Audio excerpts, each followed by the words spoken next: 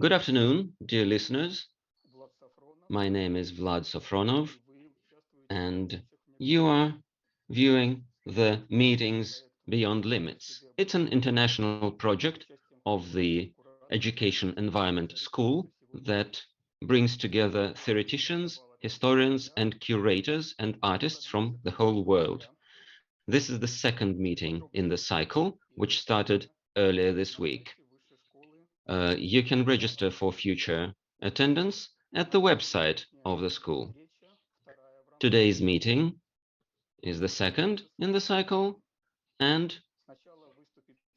we will have a talk by Franco Berardi, our guest today. It will run for about an hour, and then we'll have a discussion session.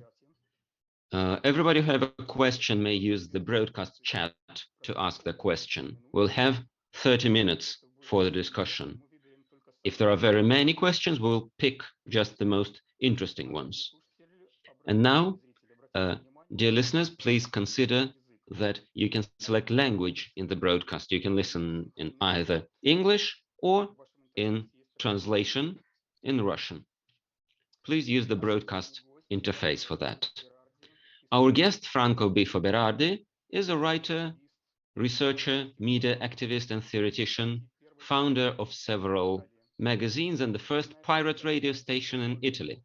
Starting with 1960s, he has been a left-wing political activist, taking part in the political turmoil in Italy in the 70s, after which he had to leave for Paris, where he worked with the famous Félix Guattari, and their collaboration still reflects upon his work today. For the last 10 years, Franco has been giving lectures in universities across the world, and his field of studies can be described as working in the tradition of operaism and post-operaism, which were very important in Italy. He considers the changes in our existence today, when the repressive social mechanisms are trying to usurp not just our bodies, but also our soul and mind, our ability to create. Franco considers how life and strife and resistance is possible in the age of neoliberalism. In today's lecture, which is called Two Faces of Chaos, Franco Berardi will be talking about evolution from the point of view of humanism, the evolution of societies. And now, over to you, Franco. The floor is yours. Welcome. Please start your lecture. Thank you. I'm supposed to speak about chaos, a subject that is difficult to define from a theoretical point of view, but I try to think about chaos in terms of human interaction, in terms of human communication. In the present days, we use the word chaos many times in commenting the evolution of the geopolitical landscape, of the social, of the environment particularly. But what exactly is chaos? Is chaos an existing thing? Is chaos somewhere recognizable, identifiable, definable?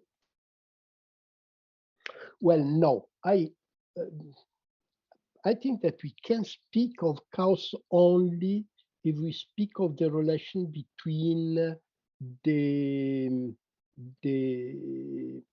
human mind and the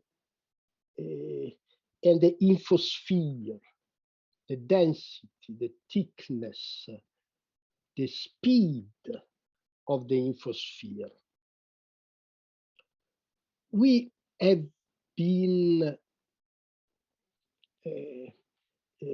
shocked by the chaotic effects that the virus, coronavirus 19, has provoked all over in the world.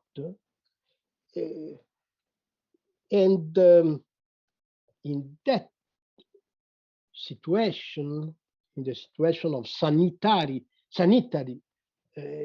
chaos, we have linked the concept of chaos to pain, to angst, to fear, and also to panic. Chaos and panic are linked from a psychological point of view. But I repeat my question, what is chaos? Chaos, in my vision, is the inability of the human mind to elaborate, to process at the rational and emotional level the input that comes from the surrounding infosphere, the input of information, if you want. But when we speak of information, we speak not only of a purely abstract relation between semiotic entities, but we are also speaking of physical, neurological impulses reaching our brain and our body at large. So the acceleration of the informational machine, which is an obvious effect of the digitalization and of globalization, has been not so slowly enabling an effect of hyperacceleration of the psychosphere. The infosphere is the dimension in which information circulates. The psychosphere is the psychological dimension for elaboration of the impulses coming from the infosphere. Well, I think that we can define chaos as an unbalanced relation between infosphere and psychosphere, a relation in which the speed, the intensity of the cognitive stimulations produced by the global info machine is too much, too fast, too aggressive, and finally too intense for a rational and emotional elaboration of these. The spread of the virus during the last 2 years has been a clear demonstration of the way a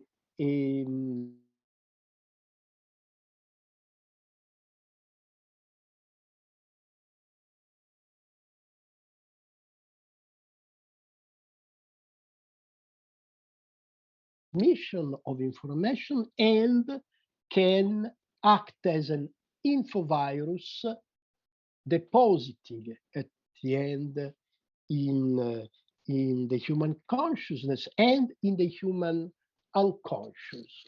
So we are witnessing chaos in a physical form now. The viral age seems to be dominated by this excessive speed and excessive proliferation of a bioagent which is chaotizing, jeopardizing the continuity of the social machine at the global scale.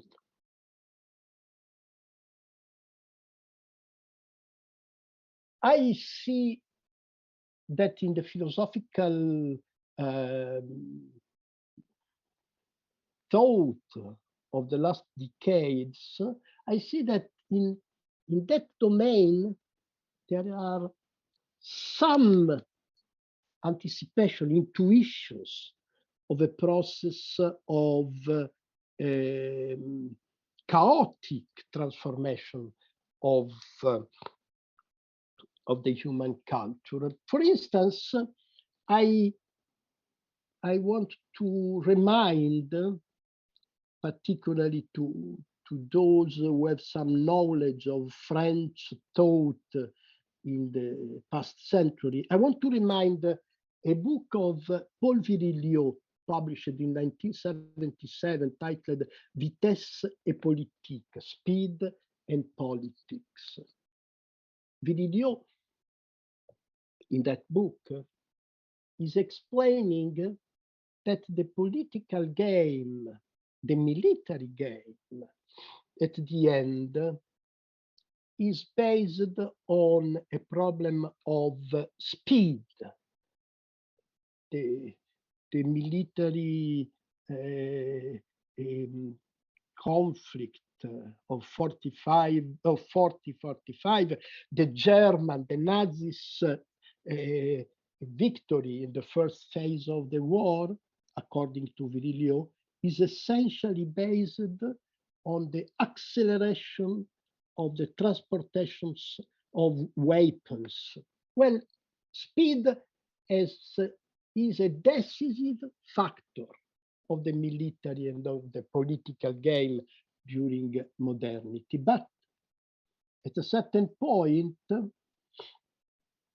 speed shifts from the dimension of physical transportation to the virtual dimension of the digital network. At that point, the acceleration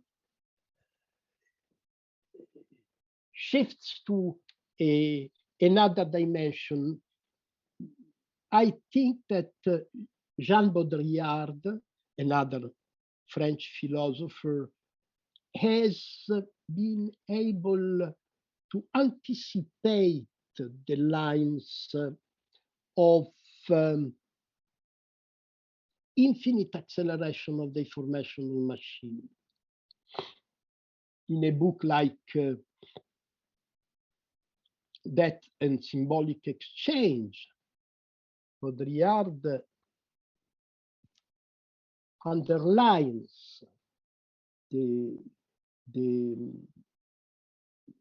role of acceleration as a factor that is finally destabilizing any relation between different things, destabilizing the measure, the end of measurability. This is a subject for the philosophical thought of nowadays. You know, the entire Western culture, the Greek, Latin culture, is based on the humanistic culture of the Quattrocento Italiano and of the modern revolution. Humanism is based on the idea that man is the measure of all things. You remember Protagoras, a Greek philosopher who writes exactly these words: man is the measure of all things, of those things that exist because they exist, and of those that do not exist because they do not exist. The idea that human consciousness has the ability to relate things with things and has the ability to measure the relation between different things. Well, this ability is at stake, is in danger, is probably over when the acceleration, the proliferation, the intensification of the infosphere or of the virosphere overpasses, transcends, goes beyond the ability of mind to measure and so to govern. I think that the spread of chaos intended as effect of acceleration, this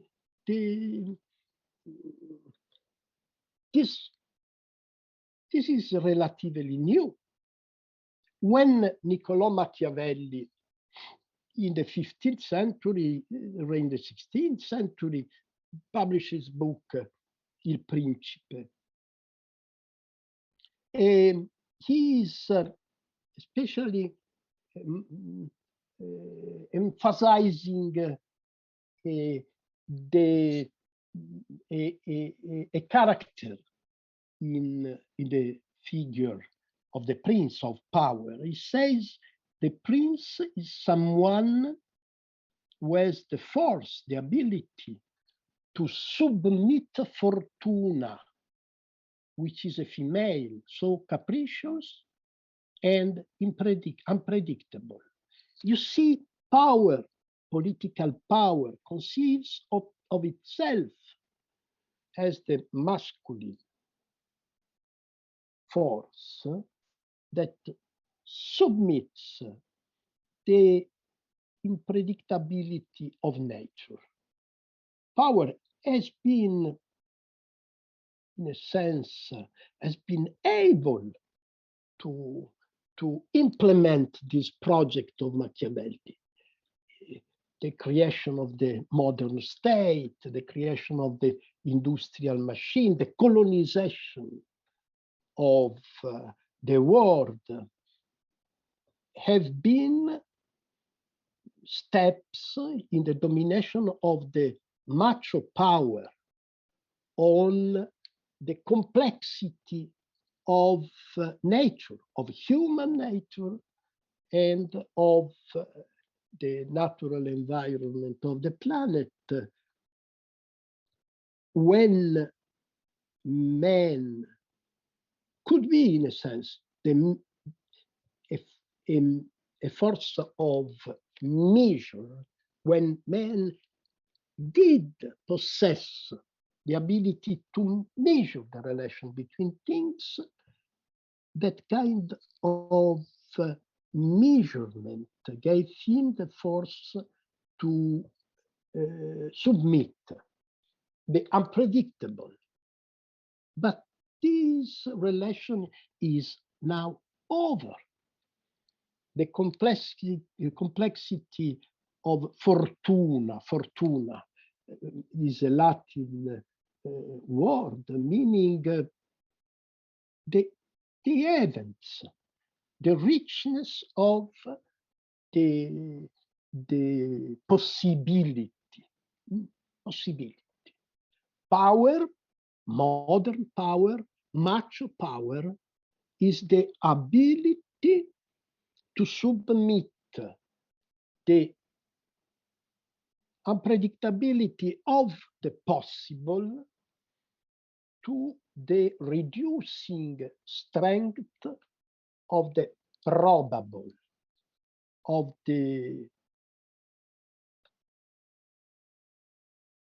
power.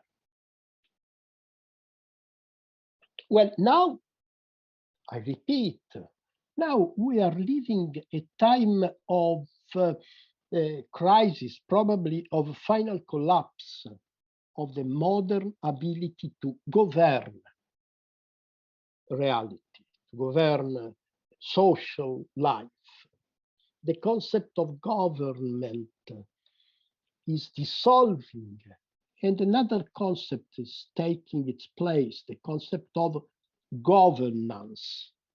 Governance meaning not the power of will, but the power of techno-linguistic automatisms.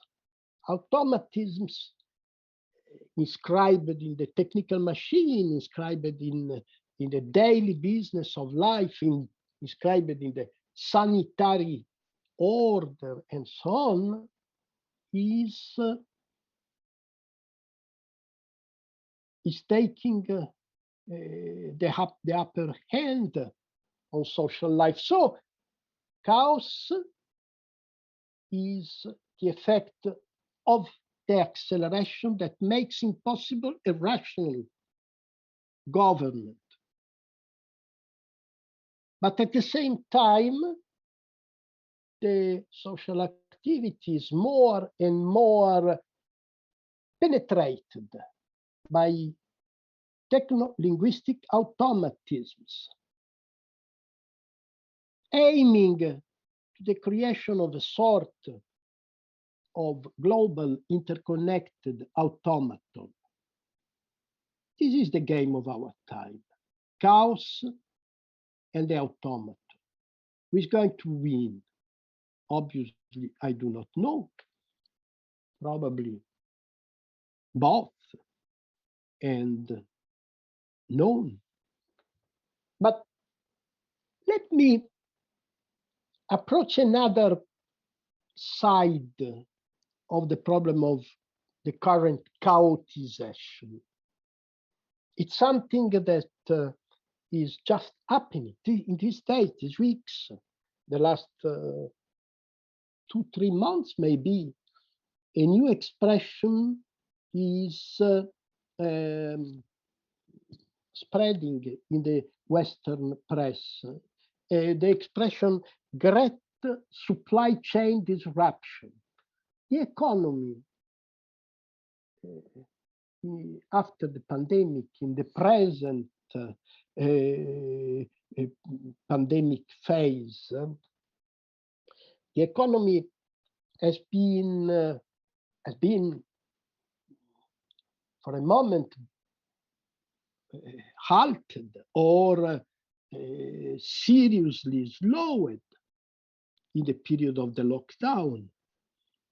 Then lockdowns have multiplied in different places. Then the sanitary problems have created temporary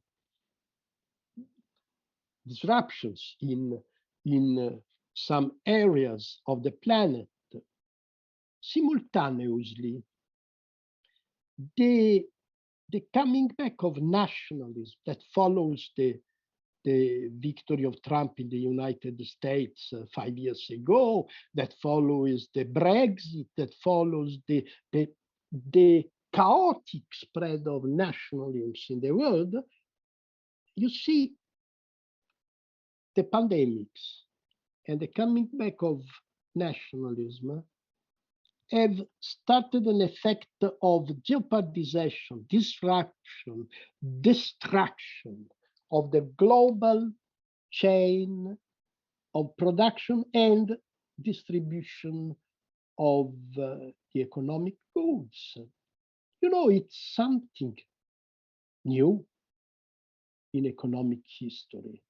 If you think of the economic crisis of the past century, 1929 or the 70s, and also 2008, The problem is, one, a divergence, a discrepancy between the economic and the financial spheres, between the financial markets and the production of material goods. This is a problem. But in the same dynamics, there was a problem of overproduction. The overproduction crisis is the paradigm of the evolution and of the crisis of the economy during the last century of capitalist domination. No more overproduction. Now we are facing a totally new kind of crisis, which is based not on overproduction, but I would say on overcharge. Look at Facebook some days ago. The sudden blocking of Facebook, WhatsApp, and Instagram. Not clear what the cause was, but much makes me think that it's a problem of overcharge, of difficulty to elaborate at the technical level, but also at the cognitive, at the emotional level. But if you have a look at the present economic landscape of the planet, you see a geography, a proliferation of points of disruption. In Singapore, a factory could not produce chips, so the Californian industry is blocked, so the car makers of Germany cannot produce their cars. Now there is a problem of energy. Energy is not enough. We, the Europeans, are fearing a winter of cold because the Russian sources are slowing. Who knows why? And obviously, it's much more complicated than so. I'm not an economist. It's not my point is not analyzing the economic cycle. My point is to understand what is the relation between the complexity of the global economic machines that has been built during 4 decades of neoliberal transformation. What is the relation between these and the ability to govern the fluxus, the flow, so chaos is spreading in the economic dimension, and a new form of the economic crisis is taking shape, one that is no more based on overproduction, but is based on a lack, a need, an absence of something. Absence of what? You see, absence, my time is short, so I have to go fast. I must accelerate.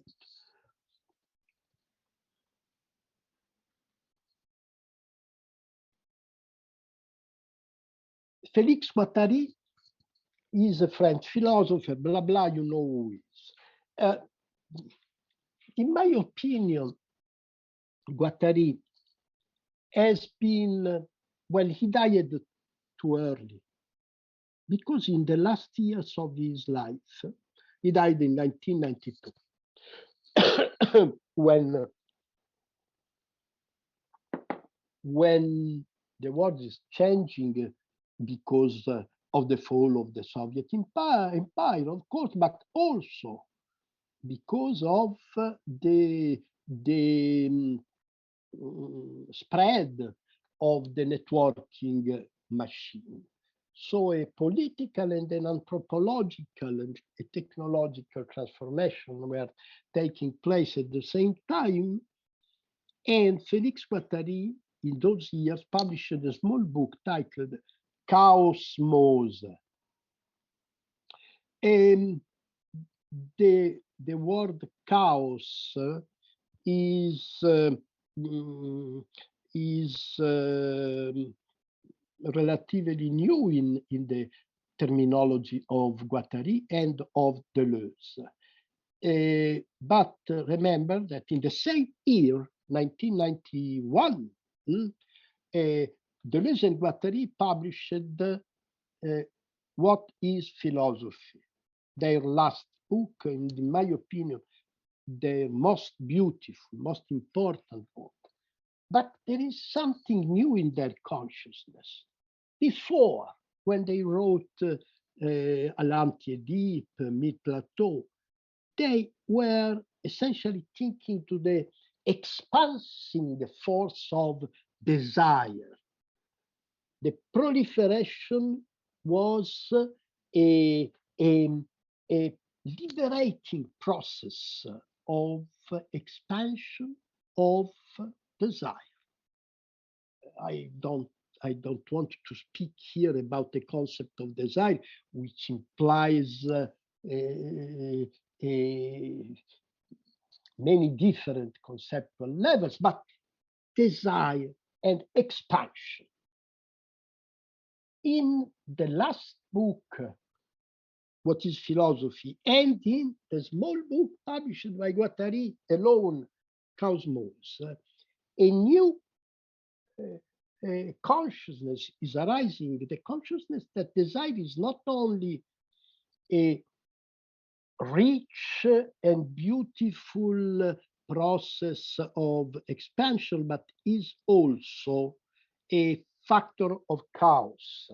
And all of a sudden, the perception of chaos and the psychological force of producing panic and of producing depression appears in the philosophical landscape of Deleuze and Guattari.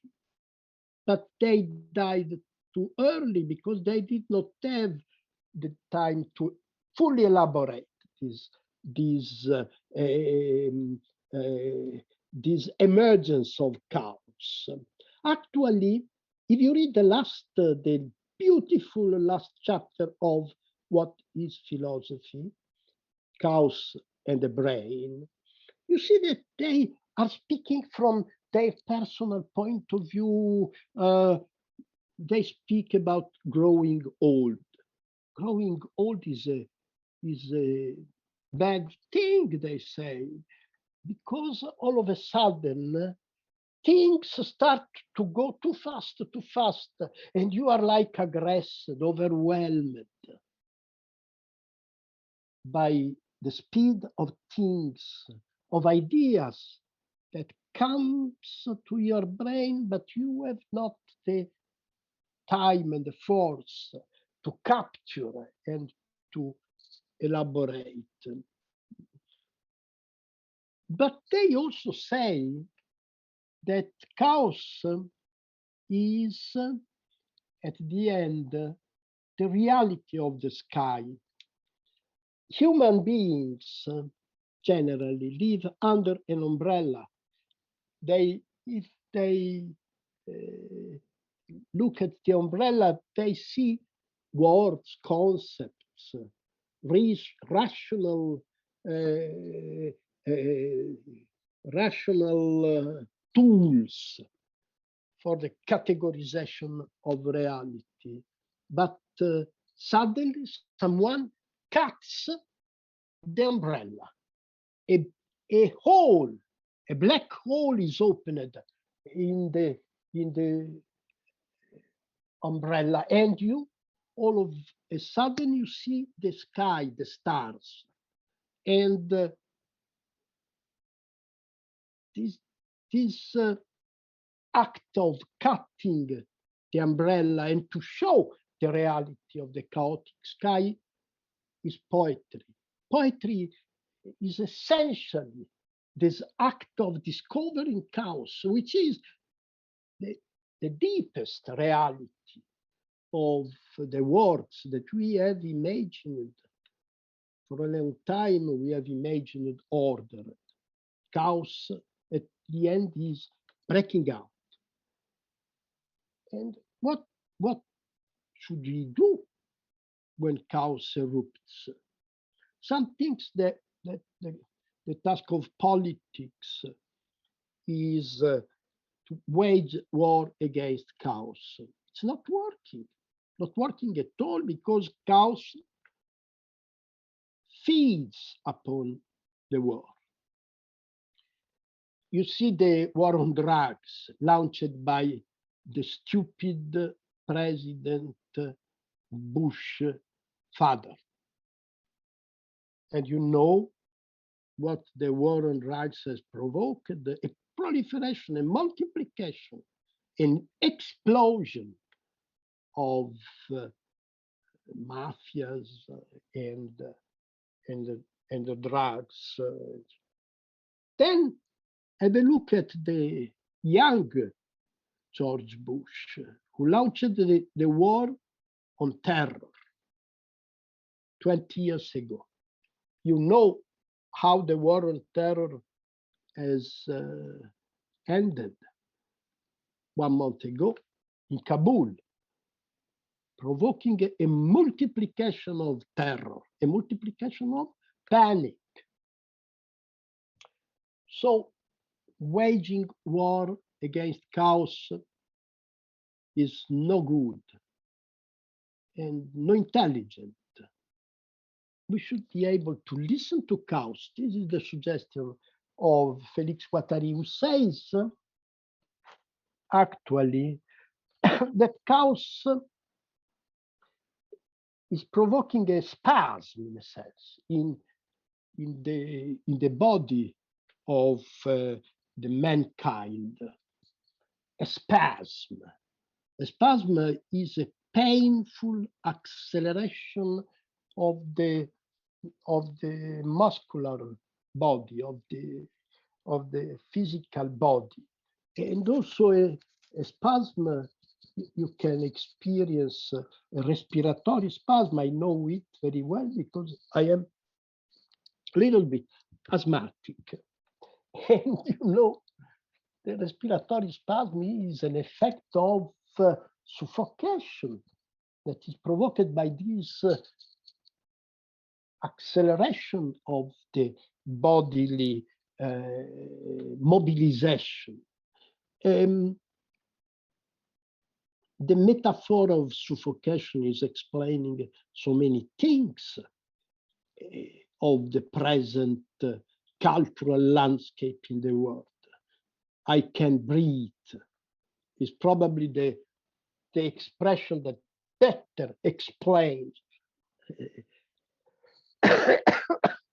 the psychological self-perception of the present. But Guattari suggests that the cosmic spasm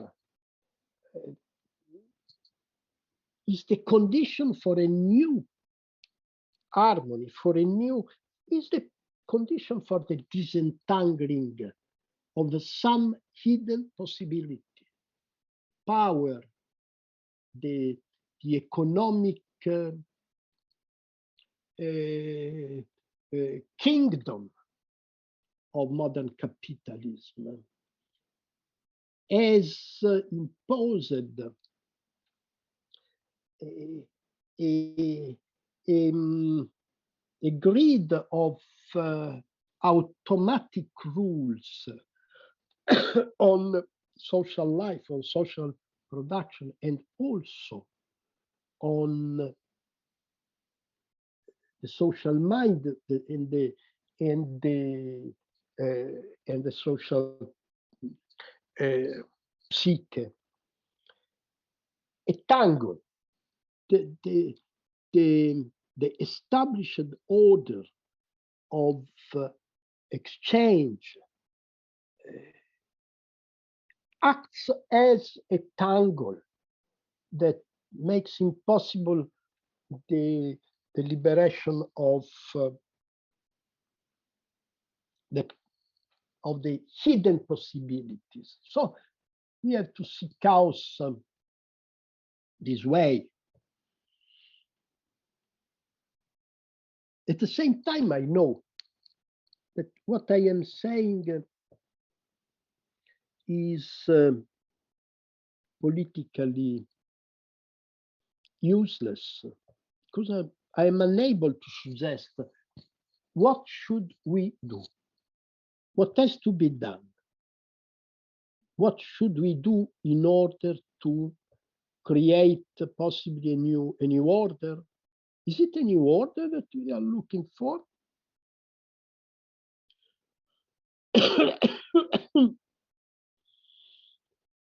Well, you see that the last years, the last decades, actually, of political life have been overwhelmed by a sense of impotence.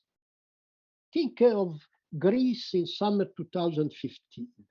The Greek people is called to vote yes or not for a referendum to pay or not to pay the debt, and so to accept or not to accept the financial blackmail coming from Bruxelles.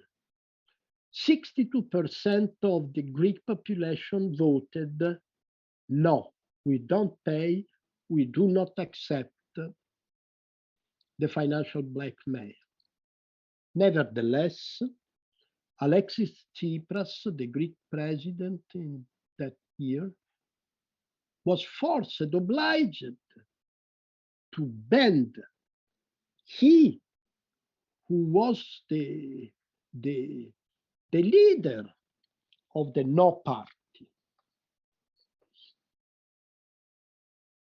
That was the final proof that democracy is dead in the very place where this word was conceived 25 centuries ago in Greece. Democracy was dead. And actually, Greece has been destroyed. All of Greece is privatized. And, but this happened everywhere. Workers, society have been totally disempowered of their democratic will. Your will, the will of people, the human will in general is impotent when it has to deal with techno-linguistic automatisms and chaos. So I don't see a political solution in this situation, in this. I think that we are going to live probably for a long period without any compass, without any tool for measurability. So probably we should relax. There is nothing to do. So let's do nothing. But at the same time, we have to survive in chaos And in the process of global automation, we have to survive, to be happy if possible. And, I think that the global supply chain disruption is suggesting something, that we should stop expecting something from the from the integrated society. We have to multiply the experiences of autonomy and self-reliance and schismogenesis.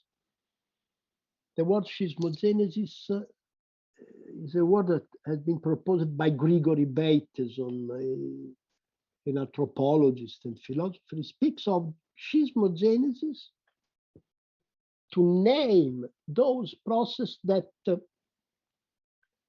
emerge but also separate from the original body, giving form to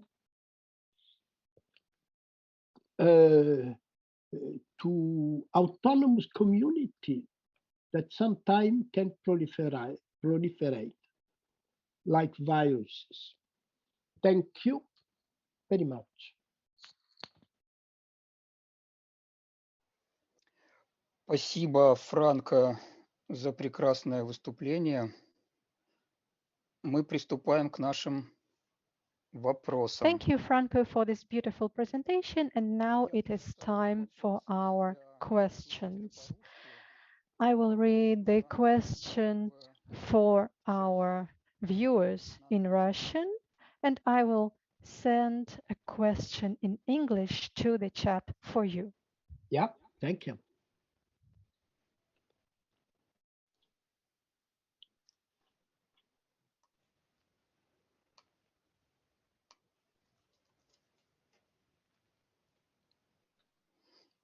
Вы видите вопрос? Can you see the question? I'm now reading it.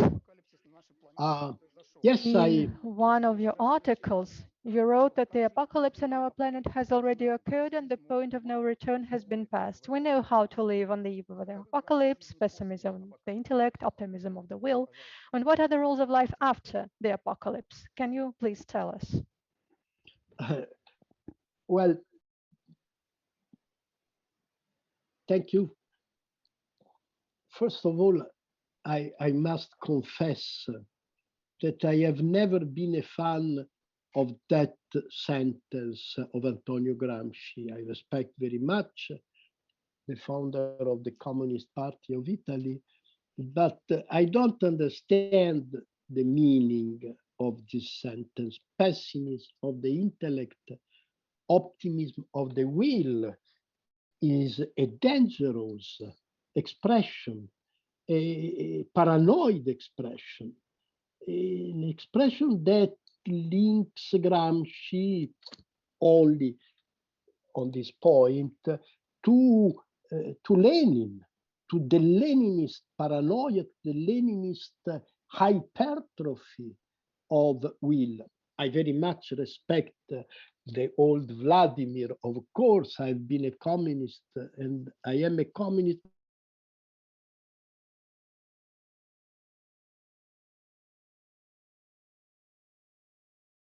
But I am not here that will is an unstoppable force. Despite the pessimism of the intelligence, is an hysterical idea. And hysterical was the history of the Bolshevik Revolution in many ways. That kind of hysteria, which is based on the denial of depression. Vladimir Ilyich Lenin was a person who suffered of depressions and overcame his most important crisis of depression by first in 1902 creating the party and writing that book that is titled What Has to Be Done. The second depression was overcome by launching the 17 revolution, two acts of potency of the will that have had important effects on the human history, but at the end have provoked more suffering to the worker class than liberation. This is my opinion at the end. So no pessimism of the intellect. My intellect is not pessimist. I see the apocalypse and I am in very good shape from the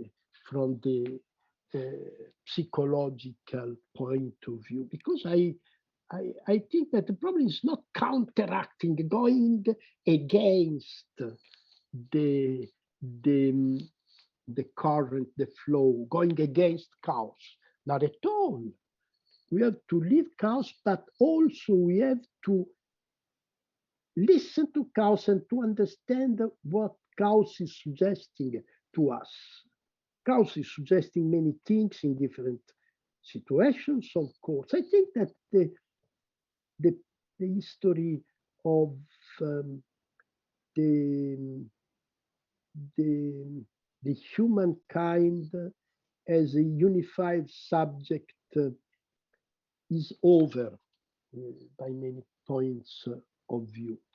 We are entering an age in which only schismogenetic communities can create something new and something happy outside of the disgrace that capitalism has provoked in the human history. The apocalypse has already occurred.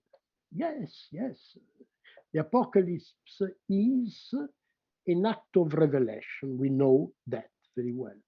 And the last 20 years, Genova in July 2001 and Manhattan in September 2001, and the succession of political, environmental apocalypses and catastrophes have taken the general shape of apocalypse.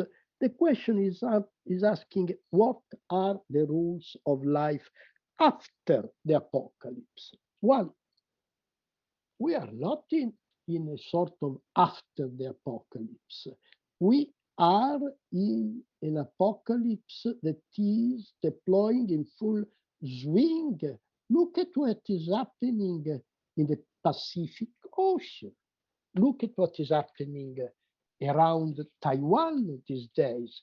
Look at the crazy decision of the Anglo-American and of the Australians to launch a military provocation against China, which is also a political provocation against the European Union. The Anglo-American panic after Kabul is provoking effects that can lead to a real military apocalypse in Eastern Asia, and not only there, you know. So we are not in an after apocalypse. We are in the process of disgregation, of the modern forms of civilized society. This disaggregation is unstoppable. It's going to take an unimaginable toll of suffering that is to be known. But the right thing to do is to be aware of that, but simultaneously to look for new kinds of respiration, of co-spiration. I refer to respiration in a very concrete sense. I mean, as ability to breathe. You know that breathing is the essential therapy against panic. But breathing is not only an individual act, it's also a semiotic act that is called poetry or music. And it is also a social, collective act of insurrection. What are the rules of life after the apocalypse? I would answer insurrection. This is the rule.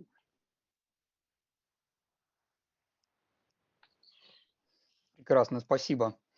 Thank you. It was beautiful. And now I'm sending the next question to the chat. And I will read it aloud for the listeners. What could be a vaccine against an information virus? I like this question. I like this question very much. First, let's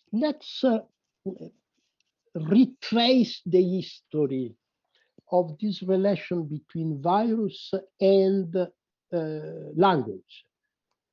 You know that William Burroughs wrote some beautiful texts about that in a book titled The Electronic Revolution, published in the 70s, I guess, 77 probably.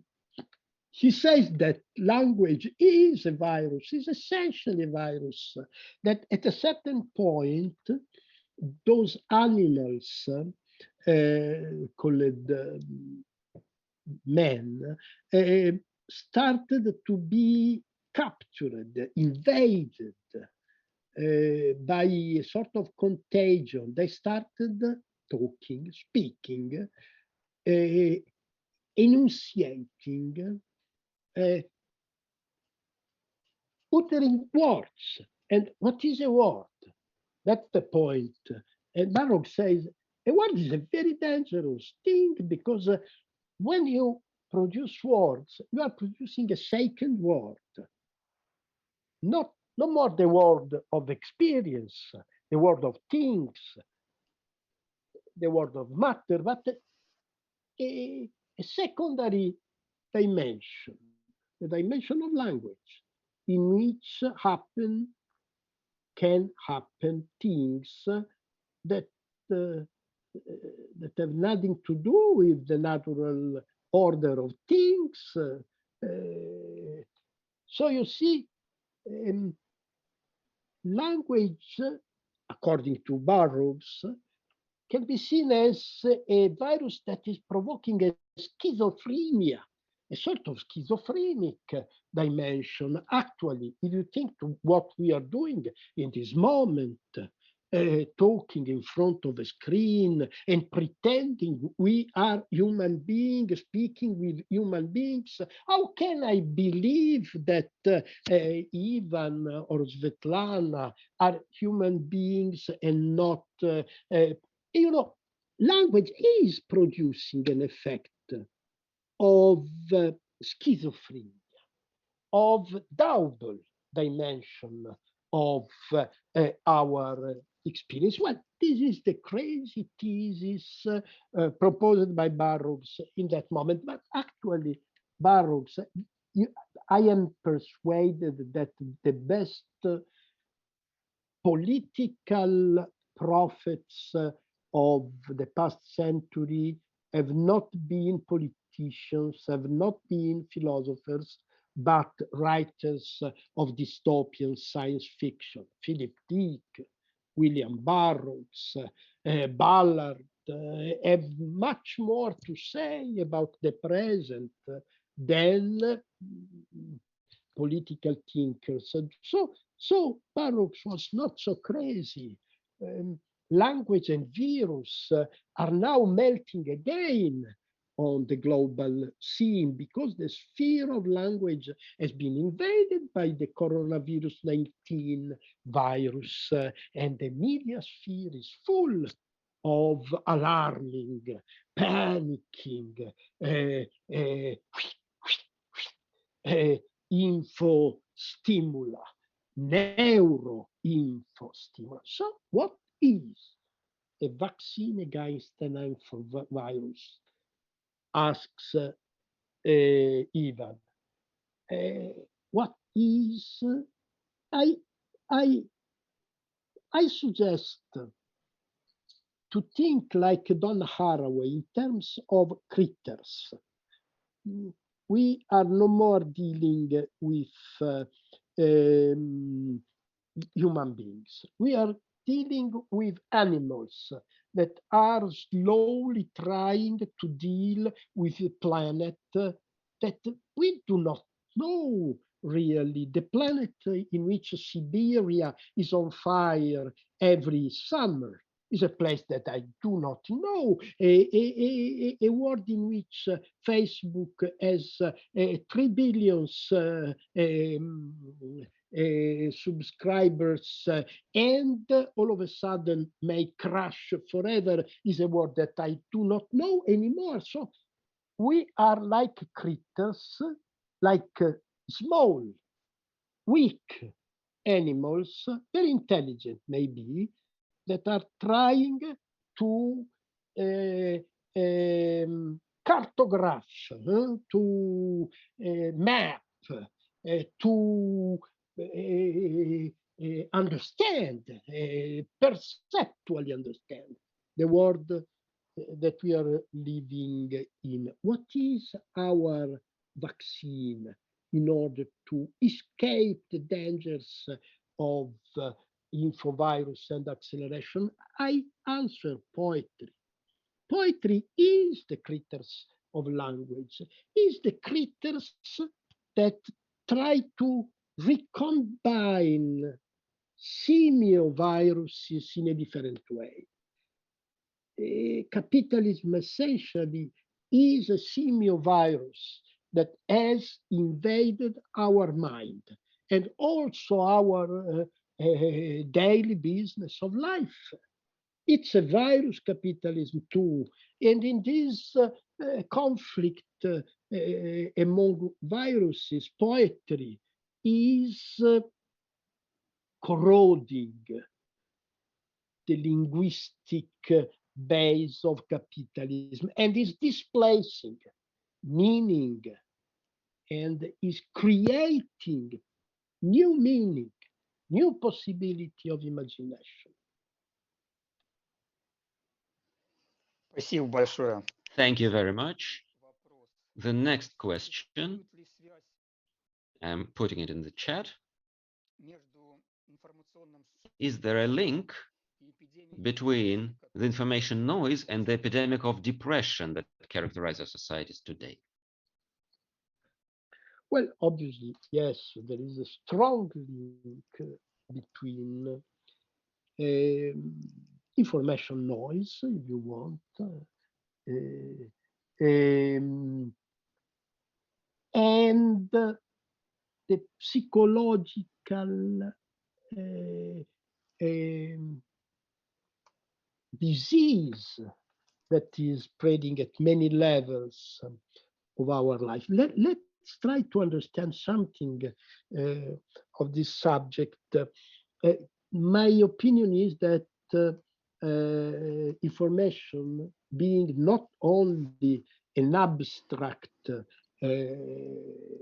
enunciation, but also a neurophysiological stimulus in our brain, is provoking an effect which is simultaneously intellectual, cognitive, if you want, and also neurological. The neurological sphere itself is disturbed, in a sense, by the acceleration of the stimulus. But a special point has to be stressed. The effect of the acceleration of the infosphere. Imagine a movie, a film. You see a number of photograms following. If you accelerate the display, the flow of photograms, you cannot distinguish the forms, you cannot understand, you cannot critically elaborate, you cannot even emotionally elaborate the stimulation. But the stimulations are there and are producing effects of overcharge in the neurological behavior, in the neurological system itself. The effect that the psychiatrists have revealed since the 90s, has been, first of all, an increase of panic crisis, especially in a part of the population, cognitive worker, digital, creative, info, softwareists, and so on, cognitive workers, particularly female. At a certain point, the psychiatrists started speaking of panic crisis. It's new. 100 years ago, panic was not a psychopathological word, not a subject of attention for Freud and for Jung. Did not exist, or it existed, of course. Panic has always been an existing sentiment in the history of human culture. But panic, you remember the idea of panic in the Romantic culture was the relation with the sublime, with something that is beyond our daily perception. So the exceptional perception of panic was an aesthetic pleasure and an aesthetic experience. No more, because now for women and men, particularly young women and young men, who are obliged to follow a flow which is also linked with their survival, because they are workers, cognitive workers, who are obliged to work faster and faster and take continuous decisions, yes or not. And this is provoking an effect of too much that leads to panic. So panic becomes the general horizon of the beginning of the millennium. But simultaneously, another phenomenon is happening that we may call depressive collapse. What is depression at the end? Depression is a sort of a detachment from the flow of reality, is a sort of renounce to desire. Desire as the projection towards the other, towards the real, towards the experience. This projection has become painful because it's panicking. So cutting the relation with reality. This is the depressive side of the psychopathological effects of the digital acceleration. You have lots of books on this subject. For instance, Jean Twenge, Twenge, wrote a very interesting book full of numbers, of statistics. The title is iGen Hyperconnected. And she speaks of the relation between hours of connection, cellular connection, internet connection, and so on, and pathologies, emotional, psychological disease in the millennial generation. But well, so yes, there is a relation with depression. The problem is that, in my opinion, the pandemics is changing the psychological framework. And you know very well, because it's widely known, that during the last year and a half, suicide has increased, especially among young people, and that panic crisis and depression are spreading everywhere. During the last year, my main work has been following the psychiatric evolution in the Latin countries, in Italy, Spain, Argentina, Chile, Mexico. And my impression is that at the end of this process, we are probably experiencing a phase of widespread autism. Autism is I don't call autism a pathology. It's not a pathology, actually. It's a psychological way to escape pain. It's a psychological way to detach from emotion. The most dangerous evolution that we can imagine for the future of the mankind, but also the most likely.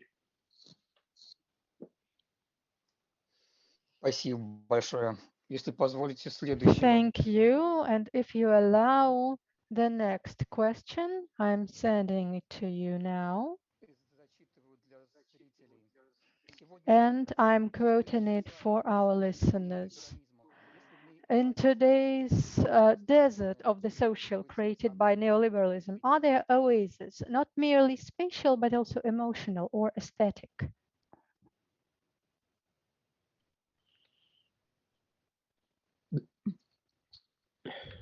It's difficult to reply this question because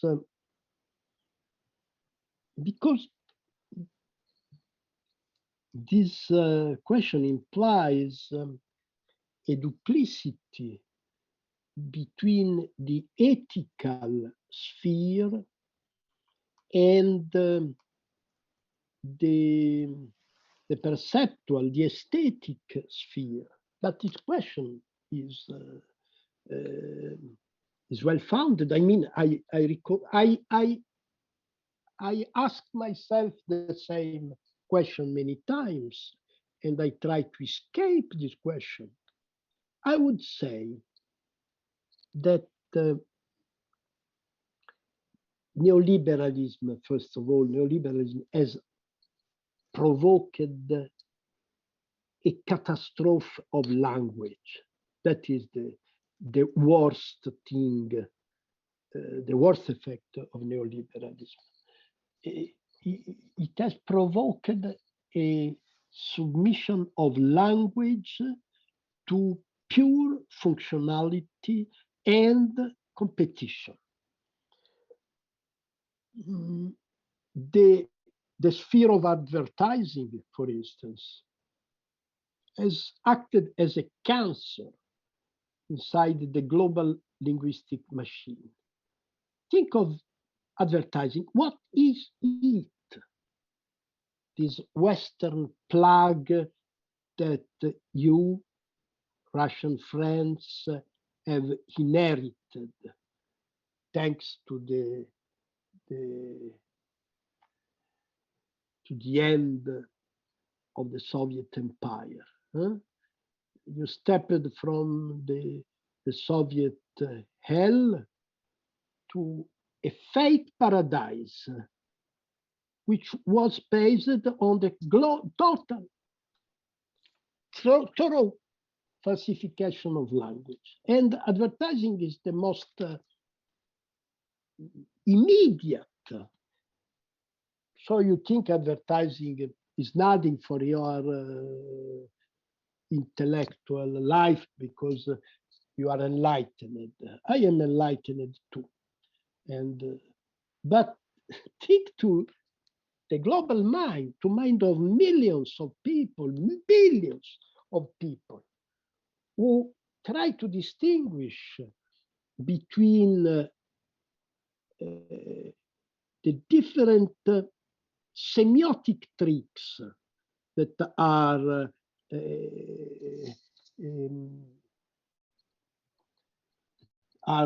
surrounding their minds. So where is a gnosis? I have three answers to these questions, but only tentative answers because I see that I cannot fully answer the most important question, which is how can we get out from the corpse of capitalism? We are living inside a corpse. That's the point. So ethically, politically, and also in terms of well-being, we should come out from the corpse because it's toxic. Well, I don't have an answer to this question, how to come out. But I see three different levels of oasis. One is erotic pleasure. I don't like the word love. It has been trashed by American advertising and also a little bit by Russian literature. No, not love, but erotic pleasure. Second, insurrection. Third, poetry. This is the three oases that I see. You know why?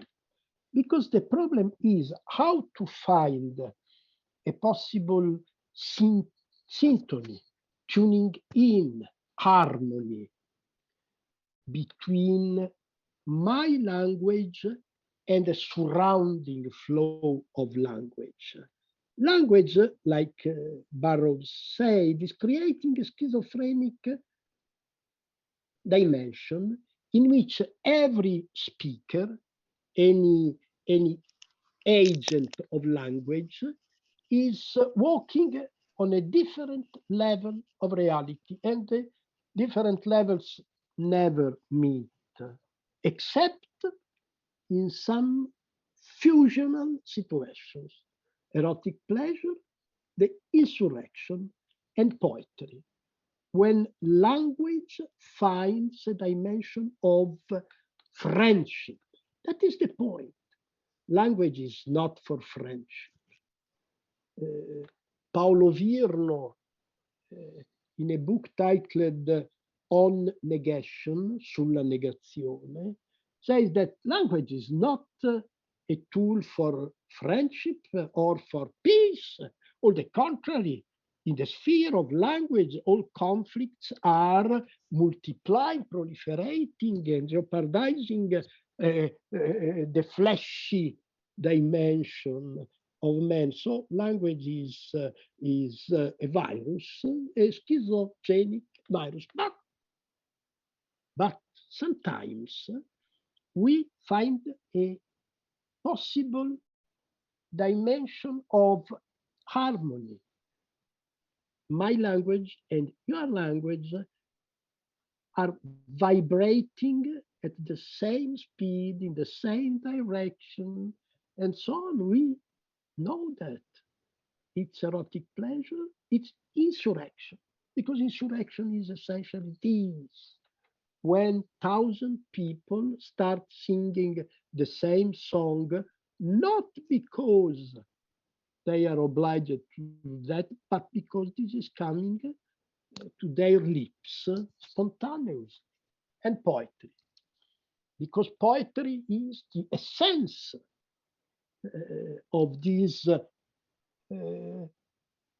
provisional harmony of meaning and sound and rhythm of the body.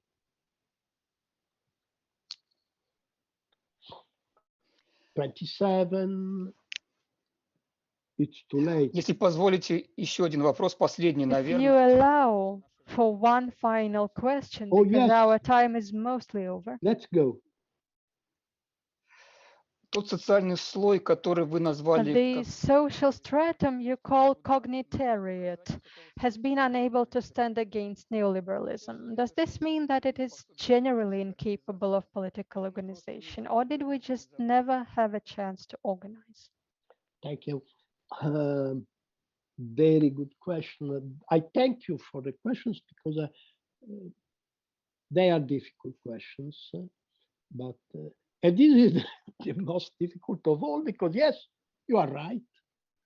The cognitarian labor has been unable to resist or to counteract the neoliberal aggression. But you know, the social reality of the cognitarian labor has been created in the dynamics of neoliberal aggression, the liberal transformation, of precarization of labor time, and by privatization of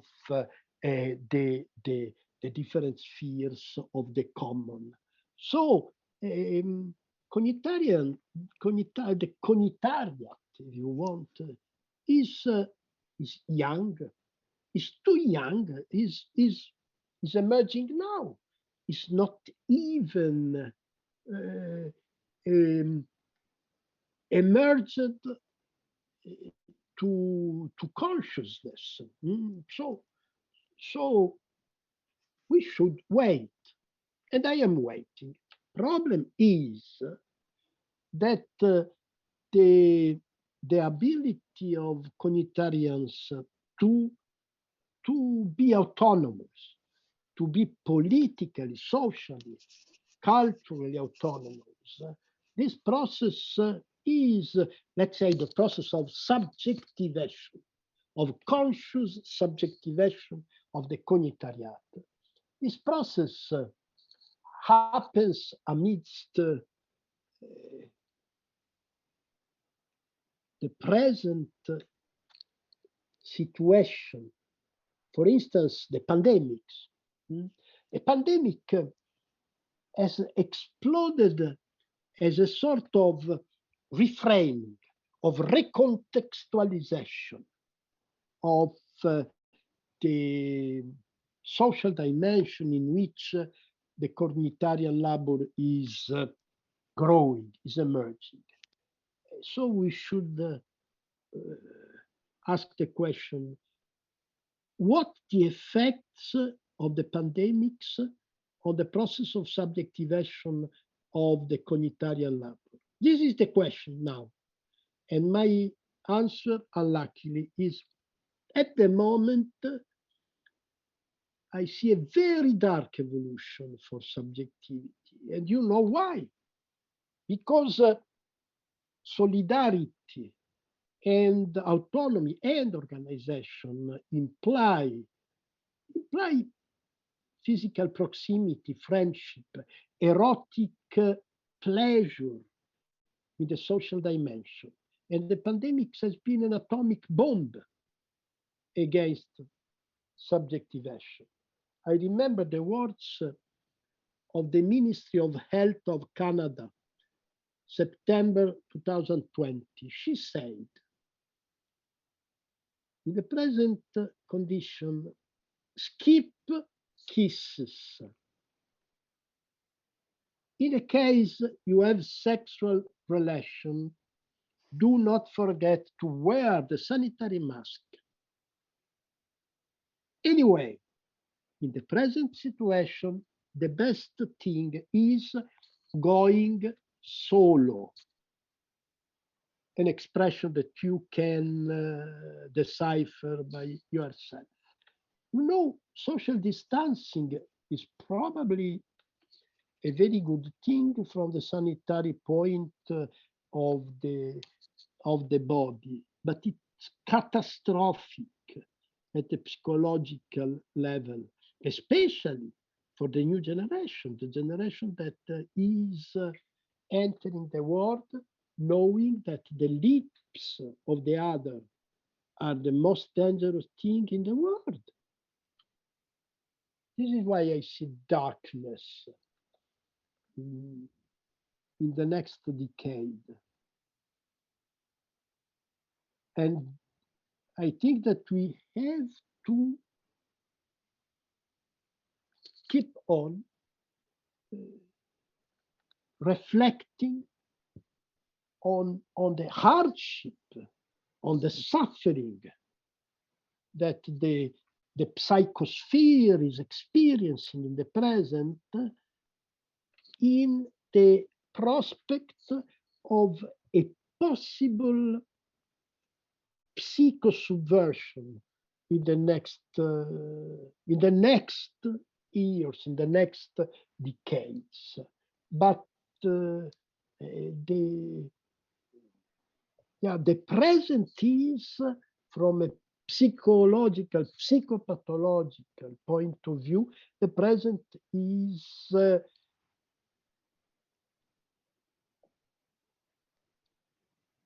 worrying.